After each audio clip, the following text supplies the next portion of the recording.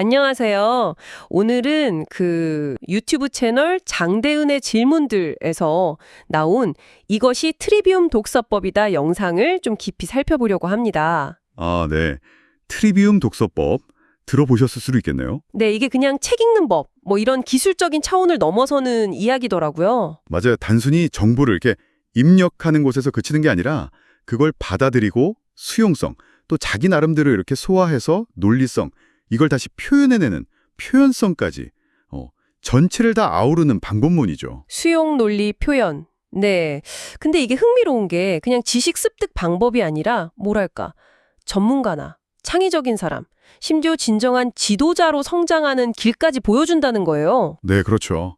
어떻게 그게 연결되는지 그 원리랑 단계를 좀 같이 따라가 보면 좋을 것 같아요. 네. 당신의 어떤 배움에 대한 생각에 좀 새로운 관점을 줄 수도 있을 것 같습니다. 자, 그럼 시작해 볼까요? 트리비움은 크게 세 단계로 나눠볼 수 있는데요. 첫 번째가 문법 단계예요. 이게 수용성에 해당하죠. 정보를 받아들이는 거군요. 네. 목표는 당연히 정보력을 키우는 거고요. 뭐 듣는 것도 방법이지만 영상에서는 특히 체계적으로 이해하려면 독서가 중요하다고 강조하더라고요. 듣는 것만으로는 좀 파편적일 수 있는데 읽으면서 구조를 잡을 수 있다. 뭐 이런 건가요? 그렇죠. 전체적인 맥락이나 논리 구조를 파악하는 데는 독서가 아무래도 유리하니까요. 그렇군요. 자, 그럼 정보력을 키웠어요. 다음은 뭔가요? 두 번째 단계가 논리, 즉 논리성 단계입니다. 여기가 어떻게 보면 핵심일 수 있는데요. 네. 받아들인 정보를 그냥 쌓아두는 게 아니라 내면화하고 나만의 방식으로 이걸 구조화하는 사고력을 키우는 거죠. 사고력. 네. 어떤 활동을 주로 하나요? 가장 중요한 활동으로 요약을 꼽아요. 근데 이게 그냥 내용을 이렇게 줄이는 거랑은 좀 달라요. 요약이 그냥 줄이는 게 아니면 뭐죠? 핵심은 재구성이에요. 자신의 원래 알던 지식 있잖아요. 네네. 그거랑 새로 얻은 정보를 연결해서 뭐랄까 나만의 논리적인 틀로 다시 짜는 거죠. 저자가 만들어 놓은 목차를 그대로 따라가는 게 아니라 완전히 내 걸로 소화해서 나만의 지도를 그리는 느낌이네요. 맞아요. 근데 그 전에 중요한 게 사실을 왜곡 없이 있는 그대로 보는 사실 보기가 먼저 되어야 한다고 해요. 그래야 올바른 재구성이 가능하겠죠? 그렇군요. 사실 기반 위에서 나만의 논리로 재구성한다. 자, 그렇게 내 안에서 재구성된 지식은 그 다음에요? 이제 세 번째 단계, 수사로 넘어갑니다. 표현성 단계죠. 표현하는 거, 말이나 글로요? 네, 내 안에서 정리된 걸 명확하게 표현하는 표현력을 기르는 단계예요. 근데 중요한 건 이 영상에서는 여기서 멈추지 않아요. 표현하는 걸 넘어서 또 뭐가 있나요? 네, 궁극적인 목표는 결국 삶으로 이걸 가져오는 거예요. 적용하고 변화를 만들어내는 것. 영상에서는 이걸 열매라고 표현하더라고요. 열매. 와. 지식이 머리에만 머무는 게 아니라 실제 삶의 변화로 이어져야 진짜다. 그렇죠.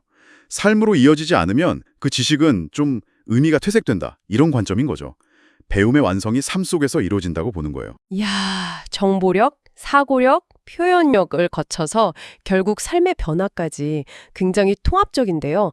그럼 이 과정을 통해서 구체적으로 어떤 모습으로 성장할 수 있다고 보나요? 아까 뭐 전문가, 지도자 이런 이야기도 하셨는데. 네. 그 성장 경로를 제시하는 게 또 흥미로운 부분인데요. 첫 번째 단계는 전문가예요. 전문가. 네. 특정 분야의 정보력, 그리고 그걸 자기 논리로 재구성하는 사고력, 또 그걸 글로 잘 써내는 능력, 이걸 갖춘 사람이죠. 많은 사람들이 아마 목표로 하는 단계일 것 같아요. 근데 여기서 더 나아갈 수도 있나요? 그럼요. 다음 단계가 창시자 혹은 창의적 인물이에요. 창시자요? 네. 이 사람들은 자기 분야 전문성을 넘어서 다른 분야 정보, 특히 뭐 인문학 같은 거 있잖아요. 그런 걸 가져와서 융합해요. 그래서 새로운 가치를 만들어내는 거죠. 한 우물만 파는 게 아니라 다른 분야랑 연결하는 능력이군요. 맞아요. 생각의 폭이 넓은 거죠.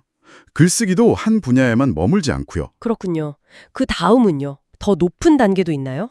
분야 지도자나 학자로 나아갈 수 있다고 봐요. 이 사람들은 정보력은 당연히 압도적이고요. 핵심은 매우 높은 수준의 사고력을 가졌다는 거예요. 매우 높은 수준의 사고력. 그게 구체적으로 어떤 거죠? 남들이 그냥 지나치는 것, 보지 못하는 것에서 뭔가 새로운 걸 보고 질문을 던지는 능력이죠. 기존의 틀에 그냥 안주하는 게 아니라 그걸 넘어서는 질문을 하는 거예요. 그래서 그 분야 전체를 이끌어가는 사람들이죠. 와, 단순히 아는 걸 넘어서 생각의 차원이 다른 거네요. 그럼 마지막으로 언급된 진정한 지도자는 또 어떻게 다른가요, 이분들과? 2단계는 앞에 모든 요소에 더해서 목적적 지식을 추구한다는 점이 좀 특별해요. 목적적 지식? 그건 뭔가요? 예를 들면 왜 사는가, 무엇이 옳은가 같은 근본적인 질문들 있잖아요. 인문학이나 신학처럼 눈에 보이지 않는 가치에 대한 깊은 이해, 이런 걸 추구하는 거죠. 아, 가치에 대한 탐구군요. 네. 그리고 더 중요한 건 이런 가치를 추구하다 보면 필연적으로 고난이나 핍박 같은 게 따를 수 있잖아요. 그렇죠. 쉬운 길은 아니겠죠? 그걸 피하지 않고 감수한다는 점이에요. 오히려 그런 이타적인 목적과 그로 인한 실현 자체를 리더십의 중요한 부분으로 본다는 거죠. 와, 정말 깊네요. 단순한 독서법 이야기인 줄 알았는데 이게 리더십의 본질, 삶의 목적, 심지어 고난의 의미까지 연결되는군요. 네, 그렇죠. 오늘 살펴본 이 트리비움 독서법은 단순히 정보를 넣고 빼는 그런 과정이 아니라 수용, 정보력, 그리고 그걸 내 논리로 재구성하고 사고력, 표현하고 표현력, 결국에는 삶의 변화, 열매로 이어지는 아주 깊이 있는 성장 과정 전체를 보여주는 것 같아요. 맞습니다. 그리고 그 위에 전문성, 창의성, 또 높은 수준의 사고력, 마지막으로 뚜렷한 목적의식과 어려움을 감수하는 자세까지 더해질 때 비로소 진정한 리더에 가까워진다 이런 메시지를 주는 것 같고요. 네. 자, 그럼 이 이야기를 들으신 당신은 지금 어떤 생각이 드시나요?